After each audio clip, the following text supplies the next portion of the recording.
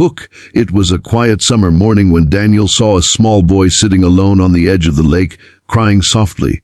His fishing line was tangled, his hands were shaking, and his eyes were full of disappointment. Daniel almost walked past. He was late for work, but something made him stop.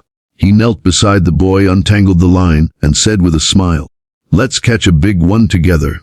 He had no idea that small act of kindness would change his entire life and lead him straight to the love he never saw coming. Sometimes the simplest moments, helping a stranger, sharing a smile, teaching someone something small, become the stories that shape our destiny. Hey everyone, welcome to your channel Name, where real life stories remind us that kindness still matters. If you love emotional, inspiring stories like this one, make sure to subscribe, like and share your thoughts in the comments below. Now, let's dive into today's story. Single dad taught a boy to fish, not knowing his mom was a millionaire who'd fall in love. Daniel Parker was a single father living in a small lakeside town in Oregon. Life hadn't been easy since his wife passed away 3 years ago. He worked double shifts at the local hardware store and spent every spare minute raising his 8-year-old daughter, Lily. They didn't have much, but they had each other, and that was enough. Every Saturday morning, Daniel and Lily would head down to Miller's Lake. It was their sacred ritual. They'd pack peanut butter sandwiches, an old fishing rod, and a thermos of coffee for Daniel. For them, it wasn't about catching fish. It was about finding peace in a noisy world. That's where it all began. One bright Saturday, while Lily chased dragonflies near the reeds, Daniel noticed a small boy sitting alone at the water's edge. His fishing pole was bent awkwardly, and tears streamed down his face as he tried to fix his line. The boy looked about 7, skinny, pale, and clearly new to fishing. Daniel glanced around but saw no adult nearby. He approached slowly. "Hey there, buddy," he said softly. "You okay?" The boy sniffled and wiped his nose. "My line got stuck, and I think I scared the fish away." Daniel smiled kindly. "Fish don't scare that easy. Want me to show you a trick?" The boy nodded, and Daniel knelt down beside him, gently untangling the line. Lily joined them, curious and friendly as always. Within minutes, the boy was laughing again as Daniel showed him how to cast the line properly. When the bobber finally dipped, Daniel let the boy reel it in himself. His small hands trembled with excitement as a silver fish broke the surface. "I did it!" the boy shouted, beaming. "You sure did," Daniel laughed. "You've got the magic touch." The boy's joy was contagious. After they released the fish back into the lake, Daniel offered him one of Lily's extra sandwiches. The boy accepted it like it was gold. That's when Daniel noticed a woman rushing down the hill toward them. She was dressed in smart casual clothes, the kind that didn't belong to this quiet fishing town. Her sunglasses hid her eyes, but Daniel could see the panic on her face. "Ethan," she called out, breathless. "Oh, thank God. I told you not to wander off." The boy looked up. "Mum, I was fishing with them." The woman's tense expression softened slightly as she looked at Daniel. "I'm so sorry," she said, embarrassed. "He just ran off while I was taking a phone call." "No harm done," Daniel replied warmly. "He's a natural fisherman." She smiled for the first time, and Daniel finally saw her eyes, green, gentle, but tired, like someone who carried too much on her shoulders. "Thank you for helping him," she said. "I'm Claire." "Daniel," he replied, shaking her hand. "And this is Lily." That was how it started. Just a brief meeting by the lake, but fate had other plans. A week later, as Daniel and Lily returned to their usual fishing spot, they found Claire and Ethan already there. With shiny new rods and a cooler full of snacks, Claire waved shyly. "Looks like we had the same idea," she said. From that day on, the four of them began spending weekends together by the water. Daniel taught Ethan how to tie knots, how to wait patiently, and how to respect nature. Claire brought fresh lemonade and homemade cookies. And Lily, being her bright, joyful self, made sure everyone laughed. Over time, Daniel noticed small things about Claire, how she always wore the same delicate silver bracelet, how she'd watch Ethan with a quiet sadness, as if she was afraid of losing him. One afternoon, when the kids were skipping stones, Daniel asked softly, "You okay?" She hesitated, then sighed.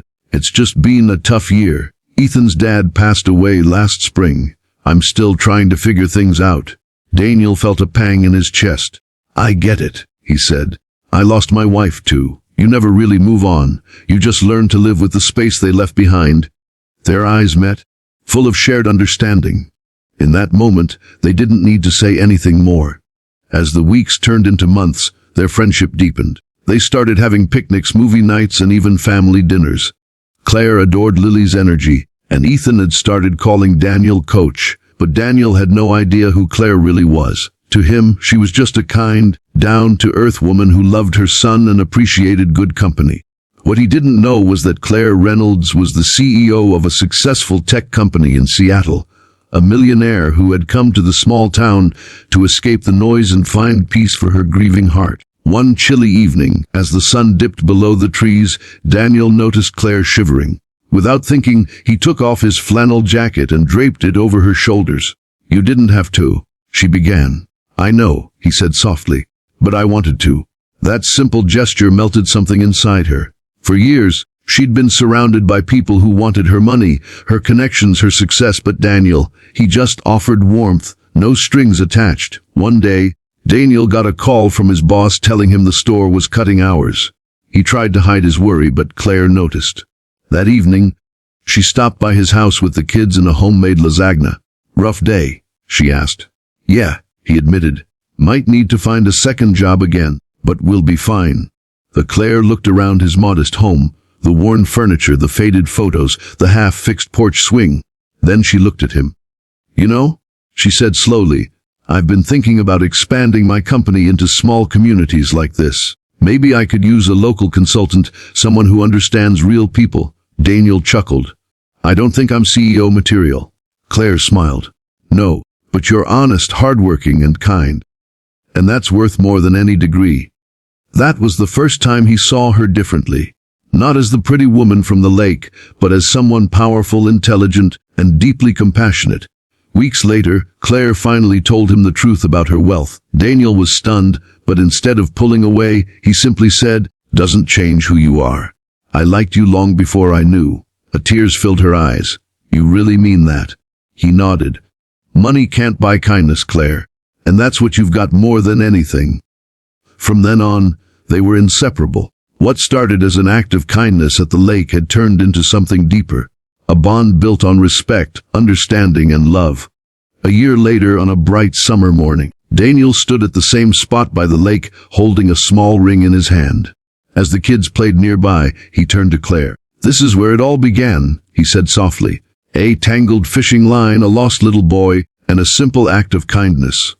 Claire smiled through happy tears as he got down on one knee. "Claire Reynolds, will you marry me?" She laughed, crying and nodding all at once. "Yes, Daniel, 1,000 times yes." The kids cheered as the lake sparkled behind them, calm, peaceful, and full of memories. Kindness doesn't need grand gestures or fancy words. Sometimes it's just helping a stranger fix a fishing line, offering a smile, or giving someone your jacket on a cold evening. Daniel didn't know his simple act would lead to love, family, and a new beginning. But that's the magic of kindness. It comes back to you when you least expect it. So, wherever you are today, remember this: one small act of kindness can ripple through the world and change a life, including your own.